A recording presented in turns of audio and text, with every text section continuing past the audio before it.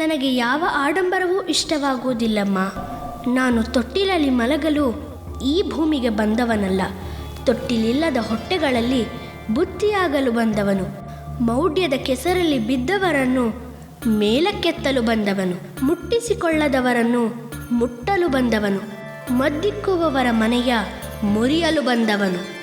ನಂಬಿದವರ ಮನೆಯಲ್ಲಿ ತುಂಬಿ ತುಳುಕಾಡಲು ಬಂದವನು. ನಾನು ಬಂದಿದ್ದೆ ಶತ್ರುಗಳ ನಾಶಕ್ಕೆ, ಕೈಲಾಗದವರ ಕೈ ಹಿಡಿದು ನಡೆಸೋಕೆ. ಅಲ್ಲ ಕಂದ, ನಾವೇನು ಮುತ್ತುರತ್ನ ತೊಟ್ಲಲ್ಲಿ ನಿನ್ನನ್ನು ಮಲಗಿಸ್ತೀವ? ಪುಟ್ಟದೊಂದು ಬಿದಿರು ತೊಟ್ಲು, ಅದು ನಿನಗೆ ವಿಲಾಸವೇ? ಈ ಜೋಗಿ ಜಂಗಮನಿಗೆ ಕಮ್ಮ ವಿಲಾಸಿ ತೊಟ್ಟಿಲು. ಹುಟ್ಟು ನೆಲದಲ್ಲಿ, ಸಾವೂ ನೆಲದಲ್ಲಿ, ಬದುಕಿನುದ್ದಕ್ಕೂ ನಡೆಯುವುದು ನೆಲದಲ್ಲಿ. ನಡುವೆ ಯಾಕಮ್ಮ ನೆಲದಿಂದ ಬೇರ್ಪಡಿಸುವ ತೊಟ್ಟಿಲು? ಕಂದ, ನಿನ್ನ ಪ್ರಶ್ನೆಗೆ ಉತ್ತರ ಕೊಡೋಷ್ಟು ತಿಳಿದವಳು ನಾನಲ್ಲ. ನಾನೊಬ್ಬ ಸಾಮಾನ್ಯ ಹೆಣ್ಣು. ನನಗೂ ಆಸೆ ಇದೆ, ಕನಸಿದೆ, ಆಕಾಂಕ್ಷೆ ಇದೆ, ನೋವಿದೆ. ನಾನು ಜೀವನದಲ್ಲಿ ಎಷ್ಟೊಂದು ತೊಟ್ಲು ಶಾಸ್ತ್ರಕ್ಕೆ ಹೋಗಿದ್ದೀನಿ. ಆದರೆ ನಾನು ಬಂಜೆ ಅನ್ನೋ ಒಂದೇ ಒಂದು ಕಾರಣಕ್ಕೆ ನನ್ನನ್ನು ತೊಟ್ಲತ್ರನೂ ಸೇರಿಸಲಿಲ್ಲ, ಮಗನ ಮುಟ್ಟೋಕ್ಕೂ ಬಿಡಲಿಲ್ಲ. ಆಗೆಲ್ಲ ನಾನು ಅನುಭವಿಸಿರೋ ಸಂಕಟ ನನಗೆ ಮಾತ್ರ ಗೊತ್ತು. ಈಗ ನನ್ನ ಮಗುನ ತೊಟ್ಲಲ್ಲಿ ಮಲಗಿಸ್ಬೇಕು, ಮುತ್ತೈದೆ ಶಾಸ್ತ್ರ ಮಾಡಬೇಕು, ಜೋಗುಳ ಹಾಡಬೇಕು ಅಂತ ಆಸೆ ಇಟ್ಕೋಬಾರ್ದ? ಅದು ತಪ್ಪ? ಅದನ್ನು ಬೇಡ ಅಂದರೆ ಹೇಗಪ್ಪ? ನಾನು ಮೊದಲೇ ಹೇಳಿದ್ದೀನಮ್ಮ, ನಾನು ಎಲ್ಲ ಮಕ್ಕಳಂತಲ್ಲ. ನನ್ನ ನಡೆ ನುಡಿ ಎಲ್ಲರಂತಿರೋದಿಲ್ಲ. ನನ್ನದು ಯಾರೋ ನಡೆದು ಮಾಡಿದ ರಾಜಮಾರ್ಗವಲ್ಲ, ಕಲ್ಲು ಮುಳ್ಳಿನ ಹಾದಿ. ಎಡೆಬುವ ಕಲ್ಲುಗಳನ್ನು ಕೀಳುತ್ತಾ, ಮುಳ್ಳುಗಳನ್ನು ಕಿತ್ತಿ ಸುಡುತ್ತಾ ಹೊಸದಾಗಿ ಮಾಡಿದ ನನ್ನದೇ ದಾರಿಗೆ ಯಾವ ಸುಂಕವೂ ಇಲ್ಲಮ್ಮ. ಆ ದಾರಿಗೆ ಅಡ್ಡ ಬರಬೇಡಮ್ಮ. ಅಡ್ಡ ಬಂದರೆ ಗಂಡಾಂತರ ಖಚಿತ.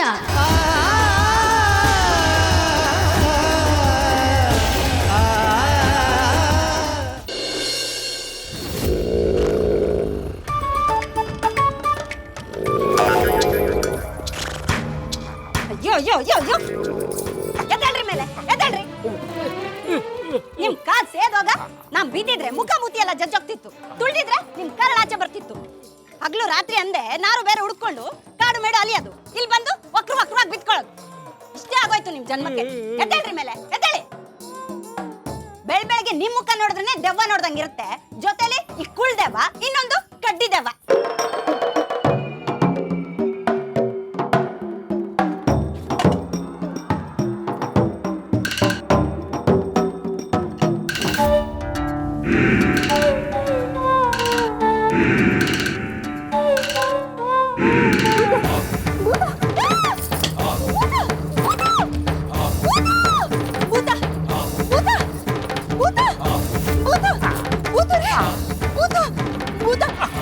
ಅಯ್ಯೋ ನನ್ನ ಪಾಲಿನ ತ್ರಿಪುರ ಸುಂದರಿ, ನನ್ನ ಮನೆಯಲ್ಲಿ ನನ್ನನ್ನು ಬಿಟ್ಟು ಬೇರೆ ಯಾವ ಭೂತ ಇರೋ ಸಾಧ್ಯನೇ?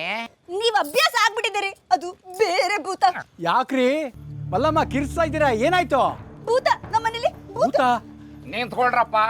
ದಂಡಿಗೆ ದಂಡನಾಯಕಂತರ ಮನೆಯಲ್ಲಿ ಗಂಡ ಅನ್ನಿಸ್ಕೊಂಡಿರೋ ನಾನಿರುವಾಗ ನಿಮ್ಮ ಅವಶ್ಯಕತೆ ಇಲ್ಲ. ಅಲ್ಲ, ರಾತ್ರಿಯಿಂದ ನಾನು ಹೋದ ಕಡೆ ಎಲ್ಲ ಸಿಗ್ತಾ ಇದ್ದೀರಲ್ಲ, ನಿಮಗೆ ಮಾಡೋಕೆ ಬೇರೆ ಕೆಲಸನೇ ಇಲ್ವೇ? ಇದೆ. ಇವತ್ತು ಕಲ್ಯಾಣ ದೇವರ ಮಗನ ತೊಟ್ಲು ಶಾಸ್ತ್ರ, ಅಲಂಕಾರ ಮಾಡೋ ಕೆಲಸ ಇದೆ. ಇದೆ ತಾನೇ?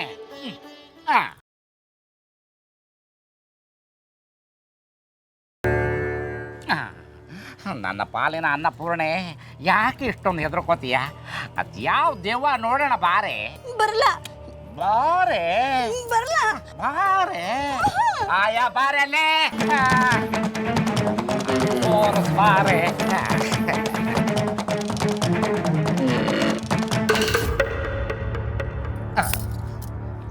ಇದು ನೋಡಿ ಎದ್ರುಕೊಂಡೇನೆ.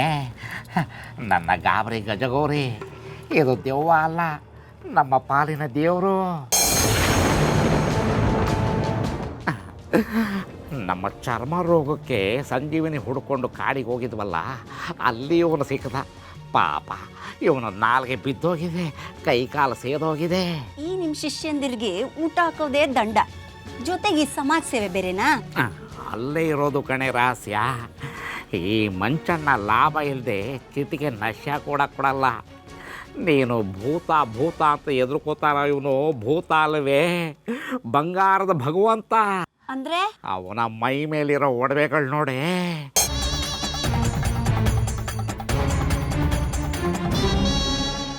ಯಾರೀ ಭೂತ ಭಗವಂತ? ನನಗೇನು ಗೊತ್ತು. ಮತ್ ಯಾಕ್ರಿ ಕರ್ಕೊಂಡ್ ಬಂದ್ರಿ?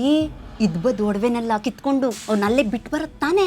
ಅಯ್ಯೋ ನನ್ನ ಪೆದ್ದು ಪದ್ಮಾವತಿ, ಅವನನ್ನು ಕರ್ಕೊಂಡು ಬಂದು ಪುಗ್ಸಟ್ಟೆ ಊಟ ಹಾಕೋಕ್ಕೆ ನನಗೇನು ಹುಚ್ಚೆ. ಏನು ಮಾಡೋದು, ಮುಟ್ಟಕ್ಕೆ ಹೋದ್ರೆ ಕಚ್ಚೋಕ್ಕೆ ಬರ್ತಾನೆ. ಅದಕ್ಕೆ ಕಲ್ತಿರೋ ವಿದ್ಯೆನೆಲ್ಲ ಪ್ರಯೋಗಿಸಿ ಉಪಾಯವಾಗಿ ಕರ್ಕೊಂಡು ಬಂದಿದ್ದೀನಿ. ಸಮಯ ಸಂದರ್ಭ ನೋಡಿ ಆ ಒಡವೆಗಳನ್ನೆಲ್ಲ ಬಿಚ್ಕೊಂಡು ಇವನಿಗೊಂದು ಗತಿ ಕಾಣಿಸೋಣ. ಆದರೆ ಅದುವರೆಗೂ ಈ ವಿಷಯ ಯಾರಿಗೂ ಗೊತ್ತಾಗಬಾರ್ದು.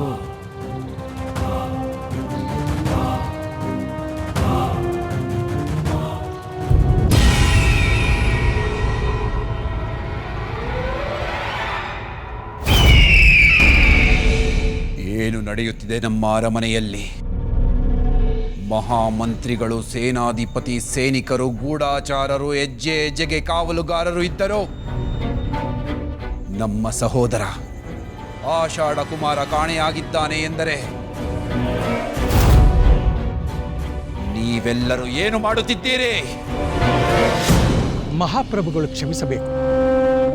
ಆಷಾಢ ಕುಮಾರರು ಯಾರಿಗೂ ಹೇಳದೆ ಕೇಳದೆ ರಾತ್ರೋರಾತ್ರಿ ಎಲ್ಲೆಂದರಲ್ಲಿ ಸ್ವೇಚ್ಛೆಯಾಗಿ ಅಲೆಯುತ್ತಿದ್ದರೆಂಬುದು ತಮ್ಮ ಗಮನಕ್ಕೂ ಬಹಳಷ್ಟು ಸಾರಿ ಬಂದಿರುವ ಸಂಗತಿ. ಆದ್ದರಿಂದಲೇ ಸಿಬ್ಬಂದಿ ವರ್ಗ ಉದಾಸೀನ ಮಾಡಿದ್ದಾರೆಂಬುದು ತಿಳಿದು ಬಂದಿದೆ. ಆದರೂ ಅದು ಭದ್ರತೆಯ ಲೋಪವೆಂದು ನಾವು ಒಪ್ಪಿಕೊಳ್ಳುತ್ತೇವೆ.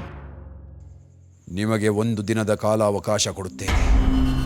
ಬೇಕಾದರೆ ನಮ್ಮ ಸಮಸ್ತ ಸೈನ್ಯವನ್ನು ತೆಗೆದುಕೊಂಡು ಹೋಗಿ ಅವನು ಎಲ್ಲೇ ಇದ್ದರೂ ಹುಡುಕಿ ನಮ್ಮ ಎದುರಿಗೆ ತಂದು ನಿಲ್ಲಿಸಬೇಕು.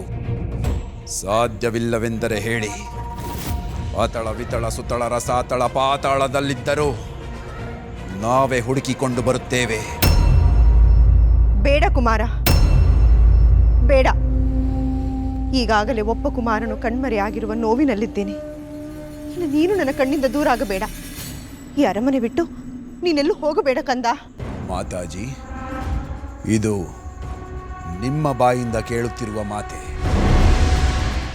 ಈ ಶ್ರವಣನ ನರನಾಡಿಯಲ್ಲಿ ಧೈರ್ಯ ಸಾಹಸದ ಕಿಚ್ಚು ಹಚ್ಚಿದವರು ನೀವು. ರಕ್ತದ ಕಣ ಕಣದಲ್ಲಿಯೂ ರೊಚ್ಚು ತುಂಬಿದವರು ನೀವು. ಅಖಂಡ ಭೂಮಂಡಲವನ್ನೇ ಗೆದ್ದು ಬೀಗುವಷ್ಟು ರಣೋತ್ಸಾಹ ನೀಡಿದವರು ನೀವು. ಜೀವದ ಹಂಗು ತೊರೆದು ಕಾಡಿನಲ್ಲಿ ಕಠಿಣ ತಪಸ್ಸು ಮಾಡಿ ಸಾವಿಲ್ಲದಂತೆ ವರವನ್ನು ಪಡೆಯಲು ಪ್ರೇರೇಪಿಸಿದವರು ನೀವು. ಈಗ ಹೇಡಿ ಹೆಣ್ಣಿನಂತೆ ಕಣ್ಣೀರಿಡುತ್ತಿರುವುದನ್ನು ನೋಡಿದರೆ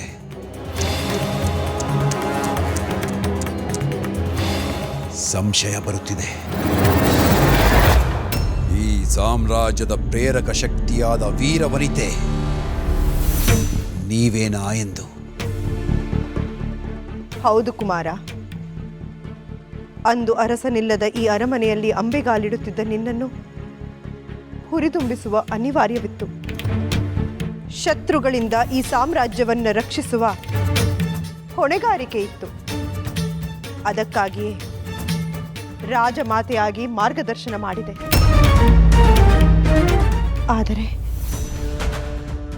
ಆದರಿಂದು ಆತಂಕದ ಭೂತ ಈ ಅರಮನೆಗೆ ಅಡಿಯಿಟ್ಟಿದೆ ಕುಮಾರ.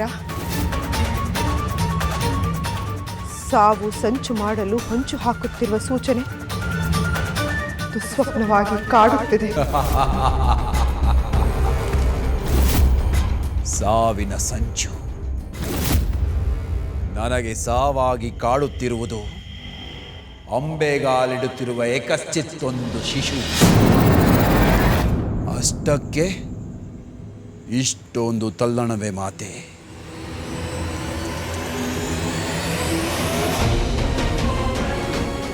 ನಾನ್ಯಾರು? ತೋಳ್ಬಲದಿಂದ ಶತ್ರುಗಳ ರುಂಡವನ್ನು ಚಂಡಾಡಿ ಸಾಮ್ರಾಜ್ಯವನ್ನು ಕಟ್ಟಿದ ಸಾರ್ವಭೌಮ, ಮನಬಲದಿಂದ ಮಹಾದೇವನನ್ನೇ ಧರೆಗಿಳಿಸಿ ಸಾವಿಲ್ಲದಂತೆ ವರವನ್ನು ಪಡೆದ ಸರ್ವಶಕ್ತ, ದೇವತೆಗಳನ್ನೇ ಹೆಡೆಮುರಿ ಕಟ್ಟಿ ಎಳೆದು ತಂದು ನಮ್ಮ ಅರಮನೆಯಲ್ಲಿ ಅಡಿಯಾಳಾಗಿಸಿಕೊಂಡ ಸಮರವೀರ. ಇಂತಹ ವೀರಾದಿ ವೀರನನ್ನು ಒಂದು ಶಿಶು ಸಂಹರಿಸುವುದೆಂದರೇನು? ಅದಕ್ಕಾಗಿ ನೀನು ಪರಿತಪಿಸುವುದೆಂದರೇನು? ಹಾಸ್ಯಕ್ಕೊಂದು ಮಿತಿ ಬೇಡವೇ ಮಾತೆ?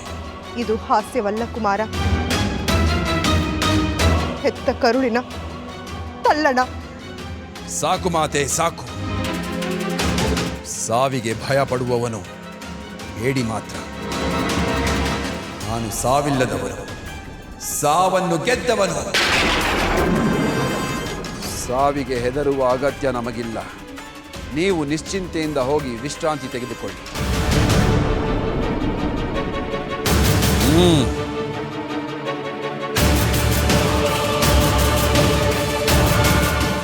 ನೀವಿನ್ನು ಹೊರಡಿ. ಬರೀ ಕೈಯಲ್ಲಿ ಬಂದರೆ ಉಗ್ರ ಶಿಕ್ಷೆ ವಿಧಿಸಬೇಕಾಗುತ್ತದೆ. ಎಚ್ಚರ.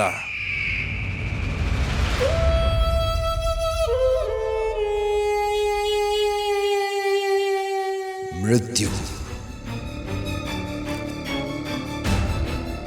ಮೃತ್ಯು ಮೃತ್ಯುವಿಗೆ ಮೃತ್ಯು. ಎಲ್ಲಿ ಜನಿಸಿದ್ದಾನೆ ಆ ನನ್ನ ಮೃತ್ಯು. ಅದಾವ ಶಕ್ತಿ ನನ್ನ ಸಿಂಹಾಸನಕ್ಕೆ ಮುಳುವಾಗಿದೆ.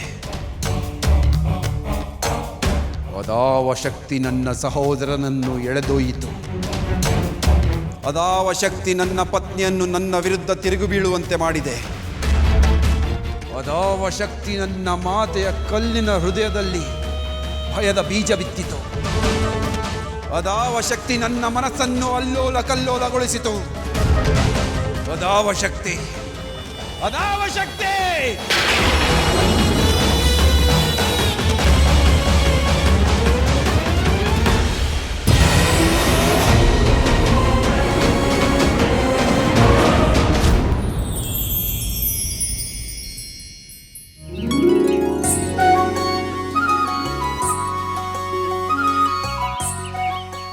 ಆಚಾರ್ಯರೇ, ಆಚಾರ್ಯರೇ, ಏನಮ್ಮ ರೇಣುಕಾ, ತುಂಬಾ ಸಂತೋಷವಾಗಿದ್ದೀಯಾ? ಮತ್ತೆ ತಮ್ಮನ್ ತೊಟ್ಲು ಶಾಸ್ತ್ರ ಅಂದ್ರೆ ಸಂತೋಷವಾಗಿರ್ದೇ ಇರಕ್ಕಾಗತ್ತಾ ಆಚಾರ್ಯರೇ? ತಮ್ಮ? ಓಹೋ, ಉತ್ತರಾಜಮನ ಮಗನ ಬಗ್ಗೆ ಹೇಳ್ತಾ ಇದೀಯಾ? ಹೌದು ಆಚಾರ್ಯರೇ. ಊರನ್ನೆಲ್ಲ ಕರೆಯೋ ಜವಾಬ್ದಾರಿ ನಂದು. ನಿಮ್ಮನ್ನ ದೇವಸ್ಥಾನಕ್ಕೆ ಬಂದ್ಬಿಟ್ಟು ಕರೆಯೋಣ ಅನ್ಕೊಂಡೆ. ದೇವ್ರ ತರ ನೀವೇ ಎಲ್ಲಿ ಸಿಕ್ಬಿಟ್ರಿ. ಸದಾ ದೇವ್ರ ಹತ್ರ ಇರೋ ನಿಮ್ಮನ್ನೇ ಮೊದಲು ಕರಿತಾ ಇದ್ದೀನಿ.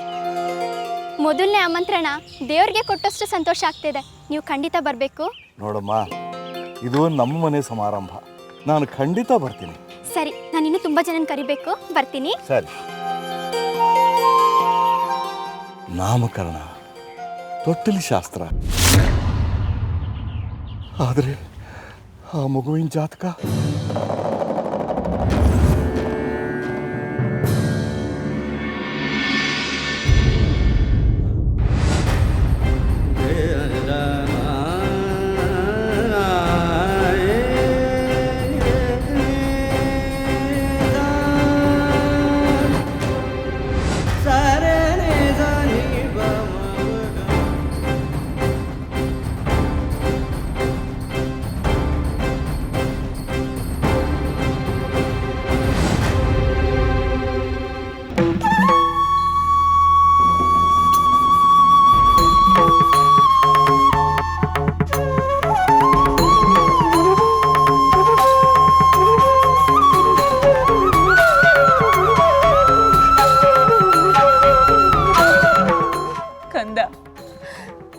ನಿನ್ನ ಕಾಲಿಟ್ಟು ಬೇಡ್ಕೋತಾ ಇದ್ದೀನಿ. ಇದೊಂದು ಆಸೆನ ಬೇಡ ಅನ್ಬೇಡ.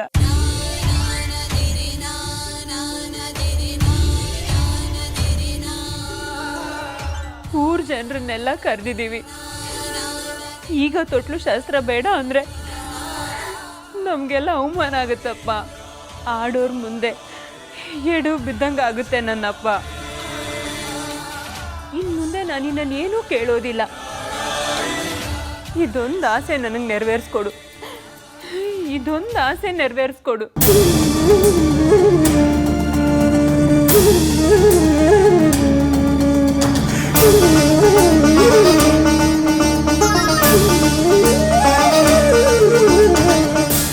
ನಾನೇನು ಯೋಚನೆ ಮಾಡೋ ಸ್ಥಿತಿಲಿಲ್ಲ ಕಂದ.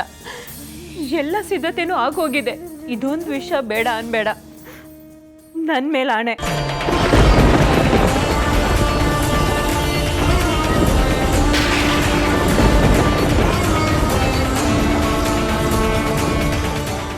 ಆಣೆ ತಗೊಂಡು ನನ್ನ ಕೈ ಕಟ್ಟಾಕ್ಬಿಟ್ಟಿಯಲ್ಲಮ್ಮ. ತಾಯಿಯ ಆಸೆ ಈಡೇರಿಸದೇ ಇರೋನು ಮಗ ಅಲ್ಲ. ನಾನು ಯಾಕೆ ಪದೇ ಪದೇ ಹೇಳ್ತಾ ಇದ್ದೀನಿ ಅಂತ ನನಗೆ ಮುಂದೆ ಅರ್ಥ ಆಗುತ್ತಮ್ಮ. ಮುಂದೆ ಏನಾದರೂ ಆಗಲಿ, ಈಗ ನೀನು ತೊಟ್ಲು ಶಾಸ್ತ್ರಕ್ಕೆ ಒಪ್ಕೊಂಡಿಯಲ್ಲ, ನನಗಷ್ಟು ಸಾಕು, ನನಗಷ್ಟು ಸಾಕು.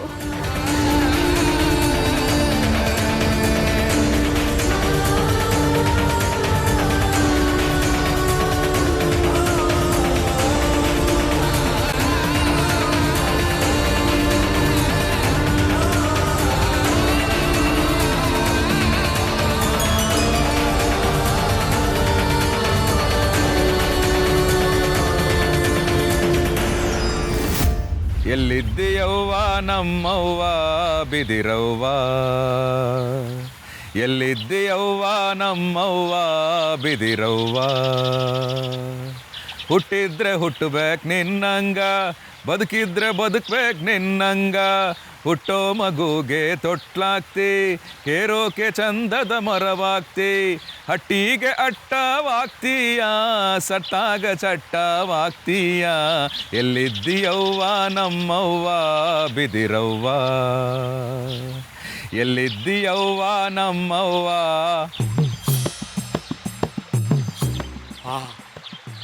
ಕಡೆಗೂ ಸಿಕ್ಬಿಟ್ಯಾ ಬಿದ್ರವ್ವ, ಎಷ್ಟು ಸೊಂಪಾಗ್ಬಿಡ್ದಿದ್ಯಾ ಬಿದ್ರವ್ವ.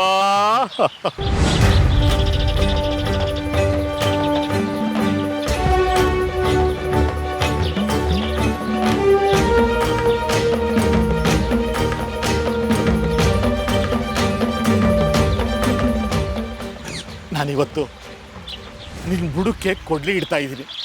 ಪಾಪ ಮಾಡ್ಕೋಬೇಡ ನನ್ನವ್ವ, ಕ್ಷಮಿಸ್ಬಿಡು ನನ್ನ.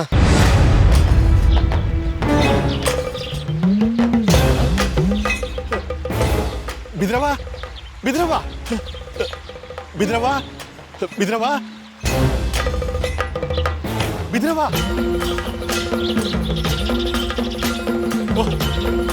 ನೀನ್ ಇಲ್ಲಿದ್ಯಾ ಬಿದ್ರವ? ನಾನು ಹೊಸಿ ಕಣ್ಣು ಮಂಜಾಗದೆ, ನಾನೇ ಬತ್ತಿದ್ದಡಿ.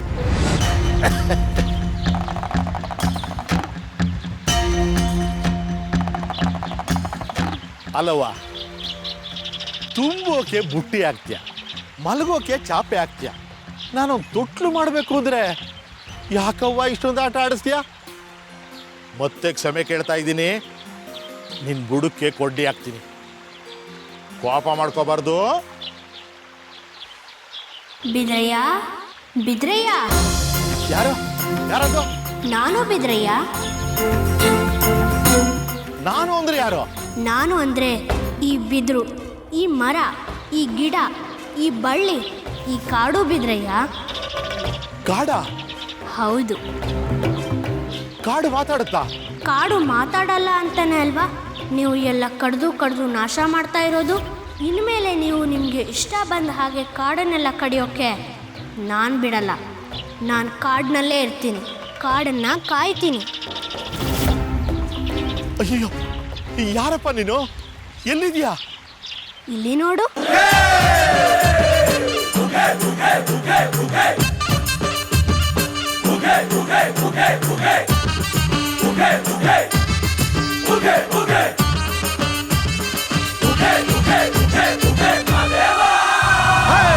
ಬಂದ ಬಂದ ಬಂದ ಬಂದ ನೋಡು ಮಾದೇವ. ಬಂದ ಬಂದ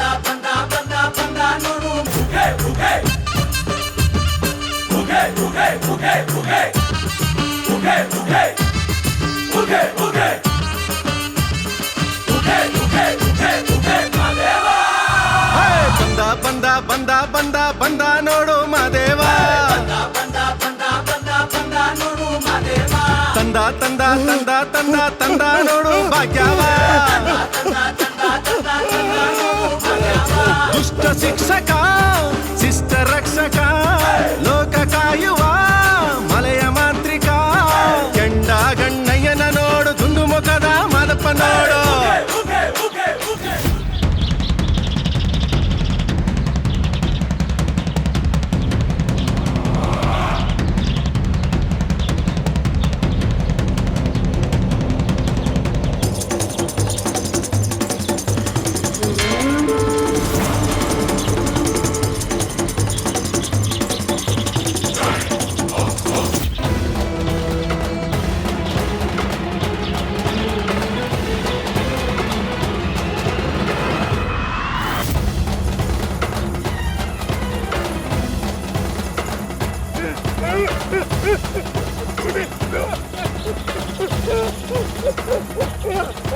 ಬಿದ್ರಯ್ಯ, ಭಯ ಪಡಬೇಡ. ನಾನು ದೆವ್ವ ಅಲ್ಲ, ಈ ಕಾಡು. ಕಾಡು ಮಾತಾಡುತ್ತಾ? ಹೌದು. ಇನ್ಮೇಲೆ ಈ ಕಾಡು ಕಡಿಯೋದಕ್ಕೆ ನಾನು ಬಿಡೋದಿಲ್ಲ. ಆದರೂ ನನ್ನ ಅಮ್ಮನಿಗೆ ನೀನು ಮಾಡಿಕೊಡೋ ತೊಟ್ಟಲಲ್ಲಿ ಮಲಗ್ತೀನಿ ಅಂತ ಮಾತು ಕೊಟ್ಟಿದ್ದೀನಿ. ನೀನೀಗ ಎಡವು ಬಿದ್ಯಲ್ಲ, ಅಲ್ಲೇ ಒಂದು ಒಣಗಿದ ಬಿದಿರಿದೆ, ಅದರಿಂದನೇ ನಂಗೆ ತೊಟ್ಲು ಮಾಡು. ಅಂದ್ರೆ ನೀನು ಉತ್ತರಾಜಮ್ಮ ಕಲ್ಯಾಣ ದೇವರ ಮಗನ? ಹೌದು. ಅದು ಮಗು ಅಲ್ವಾ? ಮಗುನೂ ನಾನೇ, ಮೃಗನೂ ನಾನೇ, ಕಾಡು ನಾನೇ, ಕೆಂಡ ಗಣ್ಣಯ್ಯನೂ ನಾನೇ.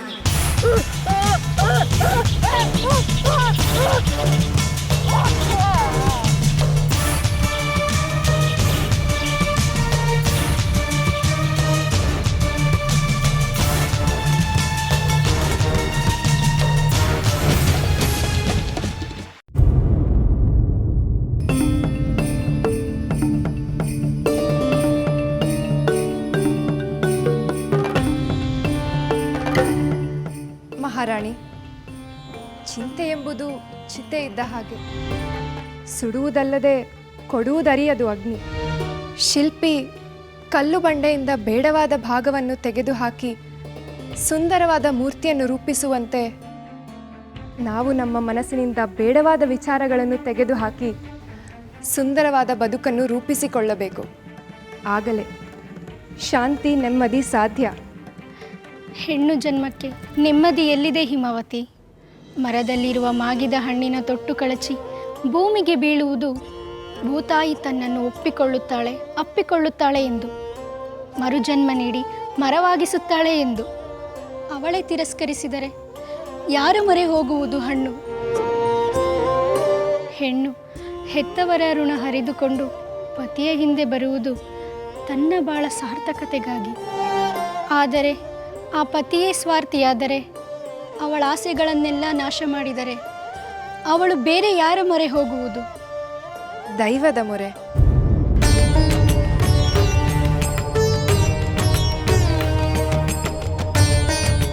ಮಹಾರಾಣಿ, ನದಿ ಎಷ್ಟೇ ಕವಲಾಗಿ ಹರಿದರೂ, ಎಷ್ಟೇ ಕೋಟಿ ಜೀವರಾಶಿಗಳನ್ನು ಪೊರೆದರೂ ಅಂತಿಮವಾಗಿ ಸಾಗರದಲ್ಲಿ ಲೀನವಾಗುವ ಹಾಗೆ ಮನುಷ್ಯ ಎಷ್ಟೇ ಸಂಬಂಧಗಳಿದ್ದರೂ ಎಲ್ಲವನ್ನೂ ತೊರೆದು ಅಂತಿಮವಾಗಿ ಪರಮಾತ್ಮನೆಂಬ ಸಾಗರದಲ್ಲಿ ಲೀನವಾಗಲೇಬೇಕು. ಮಹಾರಾಣಿ, ನಿನ್ನ ಮಾತು ಸತ್ಯ ಹಿಮಾವತಿ, ಸತ್ಯ. ಆದ್ದರಿಂದಲೇ ನಾನು ಅರಮನೆಯ ಅಷ್ಟೈಶ್ವರ್ಯಗಳನ್ನು ಕಡೆಗಣಿಸಿ ಈ ಕಿರುಮನೆಯಲ್ಲಿ ಶಿವನನ್ನು ಆರಾಧಿಸುತ್ತಿದ್ದೆ. ಅದನ್ನು ಹೊತ್ತೊಯ್ದು ಬಿಸಾಡಿದರು. ಈಗ ನಾನೇನು ಪೂಜಿಸಲಿ? ನಾನು ನಿಮಗೆ ಮೊದಲೇ ಹೇಳಿದ್ದೆನಲ್ಲವೇ ಮಹಾರಾಣಿ, ಶಿವನು ಅಲಂಕಾರ ಪ್ರಿಯನಲ್ಲ, ಆಡಂಬರ ಪ್ರಿಯನೂ ಅಲ್ಲ. ಅವನು ಭಕ್ತಿ ಪ್ರಿಯ. ಬಹಿರಂಗದ ಪೂಜೆಗಿಂತಲೂ ಅಂತರಂಗದ ಧ್ಯಾನವೆಂದರೆ ಅತ್ಯಂತ ಪ್ರೀತಿ. ಈಗ ನನ್ನನ್ನೇ ನೋಡಿ, ನಿಮ್ಮ ಅರಮನೆಯಲ್ಲಿ ಸಖಿಯಾಗಿರುವೆ. ಅರ್ಚಿಸಲು ಆಲಯವಿಲ್ಲ, ಪೂಜಿಸಲು ಮೂರ್ತಿಯೂ ಇಲ್ಲ. ನನ್ನೊಳಗೆ ಅವನು, ಅವನೊಳಗೆ ನಾನು. ಮಾನಸ ಪೂಜೆಯ ಮಹದಾನಂದಕ್ಕೆ ತೆರೆದುಕೊಳ್ಳಿ ಮಹಾರಾಣಿ. ಮನದ ಕ್ಲೇಶಗಳೆಲ್ಲವೂ ನಿಶ್ಶೇಷವಾಗುವುದು ನಿಸ್ಸಂಶಯ.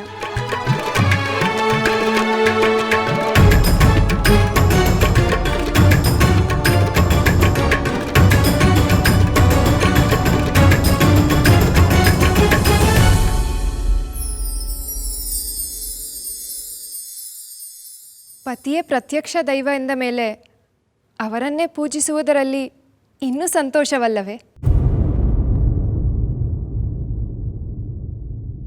ಹೌದು ಮಹಾರಾಣಿ, ಪತಿಯು ದೀರ್ಘಾಯುವಾಗಿರಬೇಕೆಂಬುದು ಪ್ರತಿಯೊಬ್ಬ ಪತ್ನಿಯ ಆಸೆ. ಅದಕ್ಕಾಗಿ ಪತಿಯಾಜ್ಞೆಯನ್ನು ಪಾಲಿಸುವುದು ಸತಿಯಾದವಳ ಧರ್ಮ.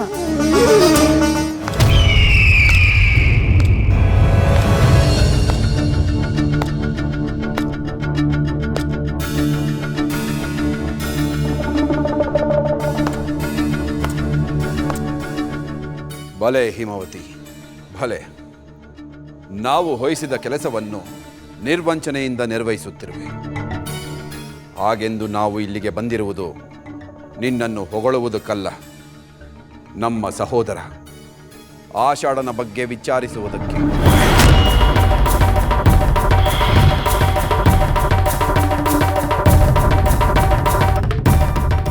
ಏಕೆ ಏಕೆ ಈ ಮೌನ? ನಿನ್ನ ಮತ್ತು ಅವನ ನಡುವೆ ಗಹನವಾದ ವಿಚಾರವೊಂದು ನಡೆದಿದೆ ಎನ್ನುವುದು ನಮಗೆ ಅರಿವಿದೆ. ನಿನ್ನ ಭೇಟಿಯ ನಂತರ ಅವನು ಅರಮನೆಯಿಂದ ಕಾಣೆಯಾಗಿದ್ದಾನೆ. ಅದಕ್ಕೆ ಕಾರಣ ನೀನೇ ಇರಬೇಕು. ಹೇಳು, ಅವನನ್ನು ಏನು ಮಾಡಿದೆ? ಪ್ರಭು, ನಿಮ್ಮ ಸಹೋದರನನ್ನು ಈಕೆ ಏನು ಮಾಡಲು ಸಾಧ್ಯ? ಅವರು ಮಹಾಶೂರ, ಬಲಾಢ್ಯ.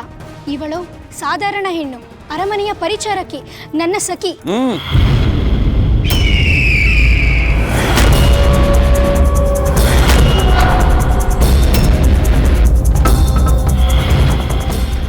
ನೀನು ಈ ವಿಚಾರದಲ್ಲಿ ತಲೆ ಹಾಕಬೇಡ ಇಂದುಮತಿ.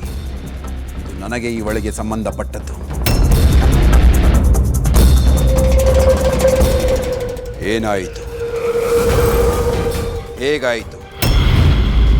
ಎಲ್ಲಾಯಿತು? ನಮಗೆ ಈಗಿಂದೀಗಲೇ ತಿಳಿಯಬೇಕು. ಇಲ್ಲದೆ ಹೋದರೆ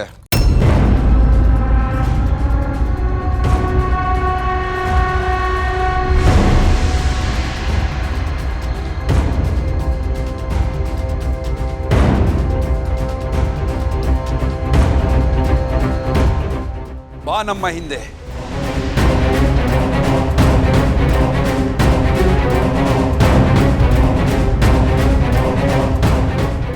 ಪ್ರಭು, ಪ್ರಭು, ಹಿಮವತಿ, ಪ್ರಭು, ಅವಳನ್ನು ಬಿಟ್ಟು ಬಿಡಿ. ಆಕೆ ಮುಗ್ದೆ, ಅವಳಿಗೇನು ಮಾಡಬೇಡಿ. ನಿಮ್ಮ ಕೈ ಮುಗಿದು ಬೇಡಿಕೊಳ್ಳುತ್ತೇನೆ.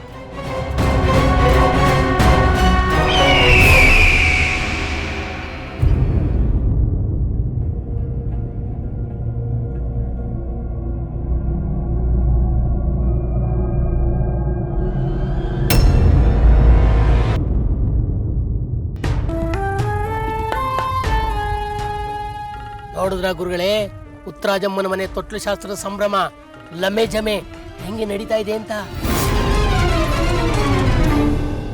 ಹೌದು ಗುರುಗಳೇ, ಇಷ್ಟು ಸಡಗರ ವೈಭೋಗದಿಂದ ತೊಟ್ಲು ಶಾಸ್ತ್ರ ಮಾಡ್ತಿರೋದನ್ನ ನಮ್ಮೂರಲ್ಲಿ ಹಿಂದೆಂದೂ ನೋಡಿರಲಿಲ್ಲ. ನನ್ನ ಹೆಂಡತಿ ತೊಟ್ಲು ಶಾಸ್ತ್ರಕ್ಕೆ ಹೋಗ್ಬೇಕು ಅಂತೇಳಿ ಮಗ್ಗದ ಮಾರೆಯನ ಹತ್ರ ಜರಿ ಸೀರೆಗೆ ವಾರಕ್ಕೆ ಮುಂಚೆನೆ ಮುಂಗಡ ಕೊಟ್ಟು ಕೂತಿದ್ದಾಳೆ ಅಂತೀನಿ. ಅಂದ್ರೆ ಕಲ್ಯಾಣ ದೇವನೇ ತೊಟ್ಲು ಶಾಸ್ತ್ರಕ್ಕೆ ನೀನ್ ಹೆಂಡತಿನೂ ಹೋಗ್ತಿದ್ದಾಳೆ? ಚೆ ಪಾಪ, ಒಬ್ಳೆ ಎಲ್ಲ ಹೋಗ್ತಾಳೆ, ಜೊತೆಗೊಬ್ಬ ಗಂಡಸು ಗಂಡ ಹೋಗ್ಬೇಕಲ್ವೇ? ಲೇ ಮುಟ್ಟಾಳ, ನೀನ್ ಹೆಂಗ ಹೋಗ್ತೀಯಾ? ಉತ್ತರಾಜಮ್ಮ ನಮ್ಮ ಗುರುಗಳ ಪರಮ ವೈರಿ. ಗುರುಗಳಿಗೆ ವೈರಿ ಅಂದಮೇಲೆ ಶಿಷ್ಯರಿಗೂ ವೈರಿತಾನೆ. ಅಂದಮೇಲೆ ಅವ್ರು ಹೋಗಲ್ಲ ಅಂದಮೇಲೆ ನಾವು ಹೋಗ್ಬಾರ್ದಪ್ಪ. ಹೋಗಬೇಕು. ಏನ್ ಹೇಳ್ತಿದ್ದೀರಾ ಗುರುಗಳೇ? ನೀವು ಹೋಗ್ತಾ ಇದ್ದೀರಾ? ಹೌದು. ಇದೇನ್ ಗುರುಗಳೇ, ವೈರಿ ಮನೆಗೆ ಉಣ್ಣಕ್ ಹೋಗ್ತೀನಿ ಅಂತಿದ್ದೀರಿ? ನಿಮ್ಗೆ ಮಾನ ಮರ್ಯಾದೆನೇ ಇಲ್ವಾ? ಏಯ್, ಅದವ್ರಿಗೆ ಯಾವಾಗಿತ್ತು? ಮುಚ್ಚೋ ಬಾಯಿ ಗೇಂಡ ಮೃಗ. ನೋಡು, ಮದ್ದು ಮಾಡೋವನಿಗೆ ಮಾನ ಇರಬಾರ್ದು, ನಿದ್ದೆ ಮಾಡೋವನಿಗೆ ಜ್ಞಾನ ಇರಬಾರ್ದು. ಇನ್ನು ಸೇಡು ತೀರಿಸ್ಕೋಬೇಕು ಅಂತ ನಿರ್ಧಾರ ಮಾಡಿದ ಮೇಲೆ ಮೂರೂ ಬಿಟ್ಟು ನಿಂತ್ಕೋಬೇಕು. ಕೈಯಲ್ಲಿ ಕತ್ತಿ ಹಿಡಿದು ಹೋರಾಡೋನು ಸೈನಿಕ, ಆದರೆ ಕುಂತಲ್ಲೇ ಪಗಡೆ ಹೊರಡಿಸೋನು ಶಕುನಿ. ನಿಮ್ಮ ತರನ ಗುರುಗಳೇ. ಚೆನ್ನಾಗಿ ಹೋಗುದ್ರಿ. ಈಗ ಏನ್ ಮಾಡ್ಬೇಕು ಅಂತಿದ್ದೀರಾ ಗುರುಗಳೇ? ಆ ತೊಟ್ಟಿಲ ಶಾಸ್ತ್ರದ ಮನೇನ ಚಟ್ಟದ ಶಾಸ್ತ್ರ ಮಾಡೋ ಮನೆ ಮಾಡಬೇಕು ಅಂತಿದ್ದೀನಿ.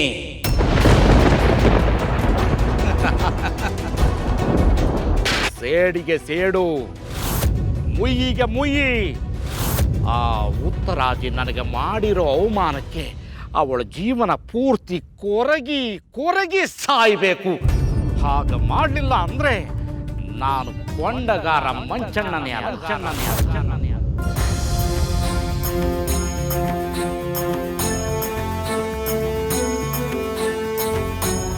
ಚೌಡಯ್ಯ, ನಾನು ಸ್ವಲ್ಪ ಬಿದ್ರೆ ಅಂತ ಹೋಗಿ ಬರ್ತೀನಿ. ಆಯ್ತಾ?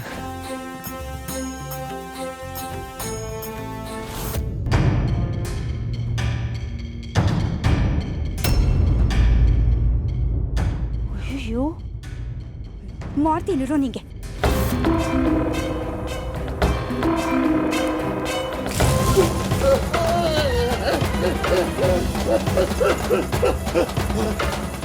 ಭೂದೇವಿ, ನಿನ್ಗೇನ್ ಬಂದೈತೆ ದೊಡ್ಡರಾಗ? ಬಿದಿರು ತರ್ತೀನಿ ಅಂತ ಹೋದವನು ಇಷ್ಟೊತ್ತಿಗೆ ಕಂಠ ಬಿರಿಯ ಕುಡ್ಕೊಂಡು ಹಿಂಗೆ ತಲೆ ಕೆಳಗಾಗಿ ಬಿದ್ದಿದ್ಯಲ್ಲ, ನಿಂಗೆ ಮಾನ ಮರ್ಯಾದೆ ಇಲ್ವಾ? ನಿನ್ನನ್ನೇ ನಂಬ್ಕೊಂಡಿರೋ ಹೆಂಡತಿ ಮನೇಲಿ ಮಾತು ಬರ್ದೇ ಇರೋ ಮಗಳಿದ್ದಾಳೆ ಅನ್ನೋ ಜ್ಞಾನ ಬೇಡವಾ ನಿನಗೆ?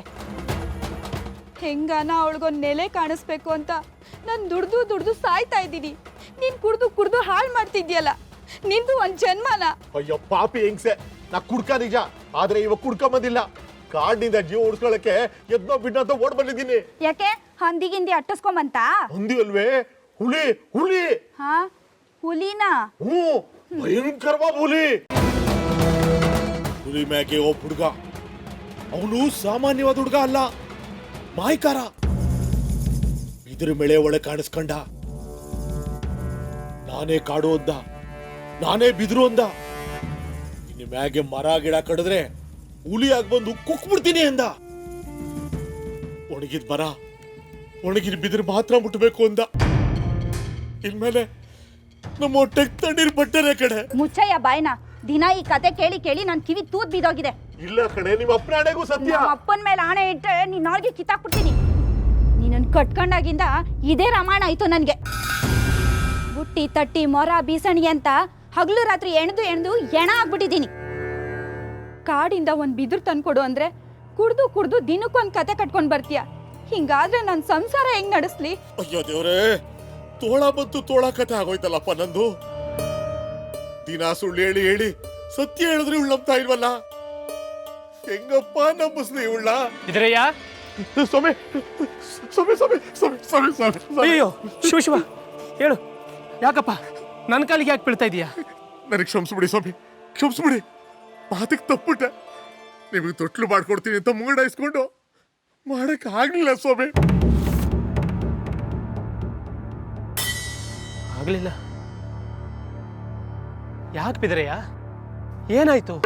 ಸ್ವಾಮಿ, ಅದು ನಾನು ಅಂದ್ರೆ ಈ ಬಿದ್ರು, ಈ ಮರ, ಈ ಗಿಡ, ಈ ಬಳ್ಳಿ, ಈ ಕಾಡು ಬಿದ್ರಯ್ಯ.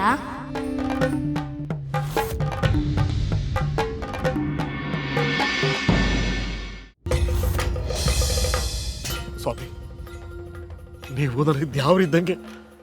ನಿಮ್ಮ ಹತ್ರ ನಾನು ಸುಳ್ಳು ಹೇಳಕ್ಕಿಲ್ಲ. ನಿಮ್ಮ ಮಗಿಗೆ ತೊಟ್ಲು ಮಾಡ್ಕೊಡಕ್ಕೆ ಅಂತ ನಾನು ಬಿದಿರು ಕಡಿಯಕ್ಕೆ ಕಾಡ್ಗೋಗಿದ್ದ ನಿಜ. ಅಲ್ಲಿ ಏನೇನೋ ಆಗೋಯ್ತು. ನೀವಾದ್ರೂ ನನ್ನ ಮಾತು ನಂಬಿ ಸ್ವಾಮಿ. ನಿನ್ನ ಮಾತು ನಂಬೋದ್ರಿಂದ ನನ್ನ ಸಮಸ್ಯೆ ಬಗೆಹರಿಯುತ್ತ ಬಿದ್ರಯ್ಯ. ಇವತ್ತೇ ತೊಟ್ಲು ಶಾಸ್ತ್ರ. ನೀನು ತೊಟ್ಲು ಮಾಡ್ಕೊಡ್ತೀಯ ಅನ್ನೋ ನಂಬಿಕೆಯಲ್ಲಿ ಎಲ್ಲ ಸಿದ್ಧತೆ ಮಾಡ್ಕೊಂಡಿದ್ದೀವಿ. ಈಗ ತೊಟ್ಲೇ ಇಲ್ಲ ಅಂದ್ರೆ ಶಾಸ್ತ್ರ ಹೇಗೆ ಮಾಡೋದು? ನಾನು ಮುಂಗಡ ಕೊಟ್ಟು 11 ದಿನ ಆದ್ರೂ ತೊಟ್ಲು ಮಾಡದೇ ಇರೋದು ನಿನ್ ತಪ್ಪು. ಈಗ ನನ್ನ ಹೆಂಡತಿಗೆ ನಾನು ಏನು ಅಂತ ಉತ್ತರ ಹೇಳಿ ಬಿದ್ರಯ್ಯ? ನೀನು ವ್ಯಸನಕ್ಕೆ ದಾಸ ಅಂತ ಗೊತ್ತಿದ್ದು ನಿನ್ನ ನಂಬಿದ್ನಲ್ಲ, ನಂದೇ ತಪ್ಪು. ದಯವಿಟ್ಟು ನನಗೆ ಮಾಡ್ದಾಗೆ ಬೇರೆ ಯಾರಿಗೂ ಮಾಡಬೇಡ. ಸ್ವಾಮಿ ಸ್ವಾಮಿ, ದೇವ್ರಂತ ಮನುಷ್ಯನ್ಗೆ ಮೋಸ ಮಾಡ್ಬಿಟ್ಟಿಯಲ್ಲ. ಶರಣರ ಶಾಪ ನಿನಗ್ ತಟ್ಟೆ ಬಿಡಲ್ಲ. ಬಡತನ ಇರ್ಬೋದು, ಆದ್ರೆ ಮನುಷ್ಯನ್ಗೆ ನಿಯತ್ತಿರ್ಬೇಕು. ನೀನ್ ಜನ್ಮಕ್ಕೆ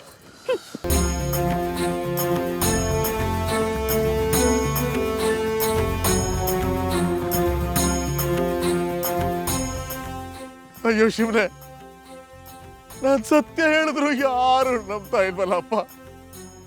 ನನಗೇನಪ್ಪ ಮಾಡಲಿ? ನಾನೇನ್ ಮಾಡಲಿ?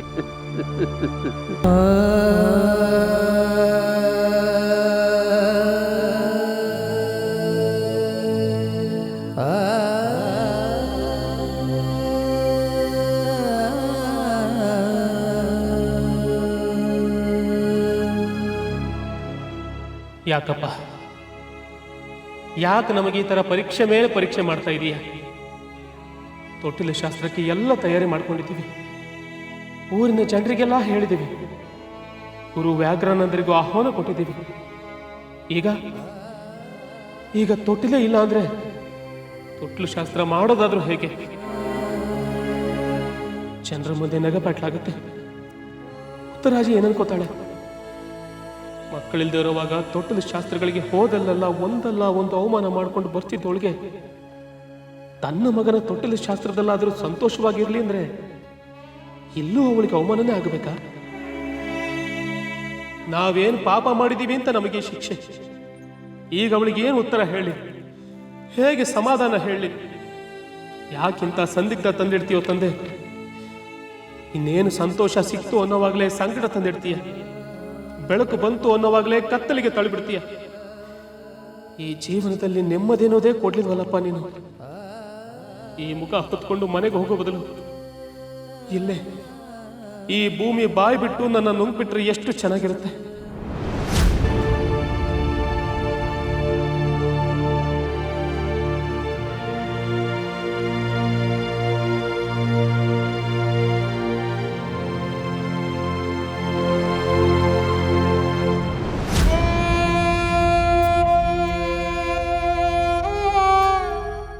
ನನ್ನ ಕ್ಷಮಿಸ್ಬಿಡು ಕಂದ. ನಾನು ಆ ಬಿದ್ರೆ ನನ್ನ ಬಿ ತಪ್ಪು ಮಾಡಿಬಿಟ್ಟೆ. ನಿನಗೊಂದು ತೊಟ್ಟಲು ಮಾಡಿಸ್ಕೊಡೋ ಯೋಗ್ಯತೆನೂ ಇಲ್ದಾಗಾಯ್ತು. ನನ್ನ ಕ್ಷಮಿಸ್ಬಿಡು ಕಂದ, ಕ್ಷಮಿಸ್ಬಿಡು.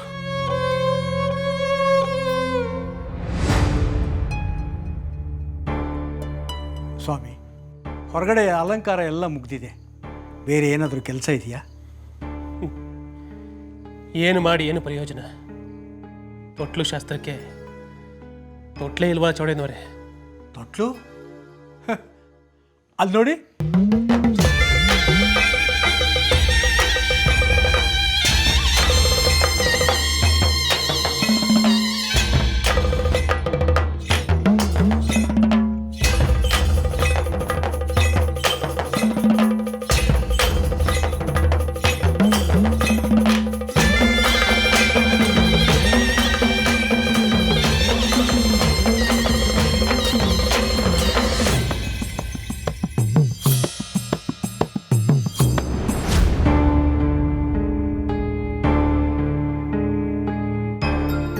ಇದು ಹೇಗೆ ಬಂತು ಚೌಡೇನವರೇ? ಬಿದರಯ್ಯ ಕೊಟ್ಟ ಅಂತ ಯಾರೋ ಒಬ್ಬ ವ್ಯಕ್ತಿ ಕೊಟ್ಬಿಟ್ಟು ಹೋಗಿದ್ದಾನೆ. ಎಷ್ಟು ಚೆನ್ನಾಗಿದೆ ನೋಡಿ. ಇದಕ್ಕೆ ಅಲಂಕಾರ ಮಾಡೋದನ್ನೇ ಮರ್ತೋಯ್ತು. ತಾಳಿ, ಹೂ ತಗೊಂಬರ್ತೀನಿ.